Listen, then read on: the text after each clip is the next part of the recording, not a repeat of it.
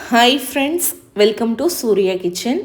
இன்றைக்கி வீடியோவில் கேரட் பால் வச்சு முட்டை இல்லாமல் ஒரு சூப்பரான புட்டிங் எப்படி செய்கிறதுன்னு தாங்க பார்க்க போகிறோம். இது குழந்தைங்களுக்கு ரொம்ப பிடிச்ச ஒரு ரெசிபியாக இருக்கும். சம்மர் டைமில் நம்ம சாப்பிடும்போது உடம்புக்கும் நல்ல குளிர்ச்சியாக இருக்கும்.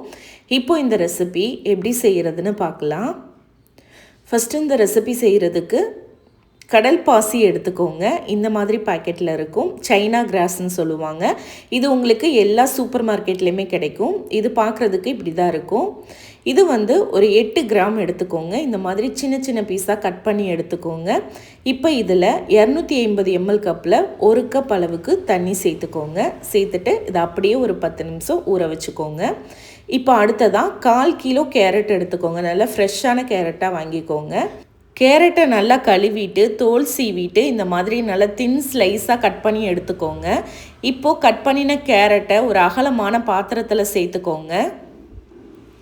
சேர்த்துட்டு இது கூட இப்போது 2 கப் அளவுக்கு காய்ச்சி ஆற வச்ச பால் சேர்த்துக்கோங்க. இது கரெக்டாக 1/2 லிட்டர் பால் இருக்கும். இப்போ இது கூட ஒரு 10லேருந்து 12 முந்திரி பருப்பு சேர்த்துக்கோங்க. ஒருவேளை முந்திரி பருப்பு இல்லைன்னா நீங்கள் பால் நல்லா கெட்டியான பாலாக சேர்த்துக்கோங்க.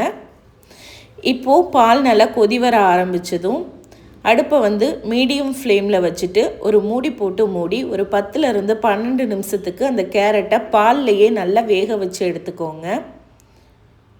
இப்போ பாருங்கள், கேரட் நல்லா வெந்து வந்துருச்சு. இந்த மாதிரி நல்லா மசிய வெந்திருக்கணும். இப்போ அடுப்பை ஆஃப் பண்ணிவிட்டு அப்படியே நல்லா ஆற வச்சுக்கோங்க. ஆறுனதுக்கப்புறமா கேரட் பால் ரெண்டையும் மிக்ஸி ஜாரில் சேர்த்து நல்ல நைஸான பேஸ்ட்டாக இந்த மாதிரி அரைச்சி எடுத்துக்கோங்க. திப்பியாக இல்லாமல் நல்லா நைஸாக அரைச்சி எடுக்கணும். இந்த மாதிரி அரைச்சி எடுத்து வச்சதுக்கப்புறமா இது அப்படியே இருக்கட்டும். இப்போ அடுத்ததாக நம்ம ஊற வச்சுருந்த கடல் பாசியை ஸ்டவ்வில் வச்சுக்கலாம். இப்போ இந்த கடல் பாசி நல்லா கரைஞ்சி வரணும். ஒரு 1-2 நிமிஷத்துலேயே நல்லா கரைஞ்சி வந்துடும். இப்போ இதில் 1/2 கப் அளவுக்கு சர்க்கரை சேர்த்துக்கலாம். சேர்த்துட்டு நல்லா கலந்து விடுங்க. சர்க்கரையுமே நல்லா கரைஞ்சி வரணும். இப்போ நல்லா சர்க்கரை கரைஞ்சதுக்கப்புறமா இதில் நம்ம அரைச்சி வச்சுருக்க கேரட் பேஸ்ட்டை சேர்த்துக்கலாம். இந்த மாதிரி ஒரு கையால் சேர்த்துட்டு ஒரு கையால் நல்லா கலந்து விடுங்க. முழுமையாக கேரட் பேஸ்ட்டை எல்லாத்தையும் சேர்த்ததுக்கப்புறமா நல்லா ஒரு முறை கலந்து விடுங்க.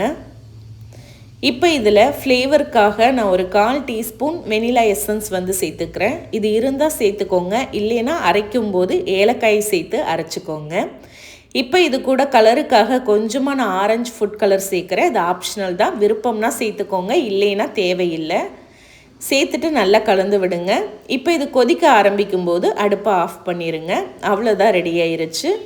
இதை இந்த மாதிரி ஒரு ஸ்கொயரான பாக்ஸில் நான் சேர்த்துக்கிறேன். நீங்கள் எந்த பாத்திரத்தில் வேணாலும் இதை ஊற்றி செட் பண்ணிக்கலாம். லேசாக நெய் தடவிட்டு ஊற்றிக்கோங்க, அப்போ தான் எடுக்கும்போது ஒட்டாமல் வரும். மீதி இருக்கிறத நான் இந்த மாதிரி ஒரு கிண்ணத்துலேயும் ஊற்றி வச்சுருக்கேன்.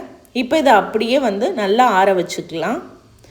முழுமையாக சூடு ஆறட்டும். ஆறுனதுக்கப்புறமா ஃப்ரிட்ஜில் நீங்கள் கொஞ்சம் நேரம் எடுத்து வச்சுட்டு சில்லுன்னு பரிமாறலாம், இல்லை அப்படியேவும் நீங்கள் பரிமாறலாம்.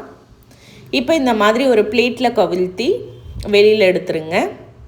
இப்போ இதை உங்களுக்கு விருப்பமான ஷேப்பில் கட் பண்ணிக்கலாம்.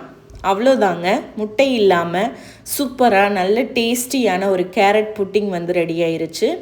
இது வாயில் வச்சதுமே கரைஞ்சி போகும். ரொம்ப ரொம்ப சாஃப்டாக ரொம்ப டேஸ்ட்டாக இருக்கும்.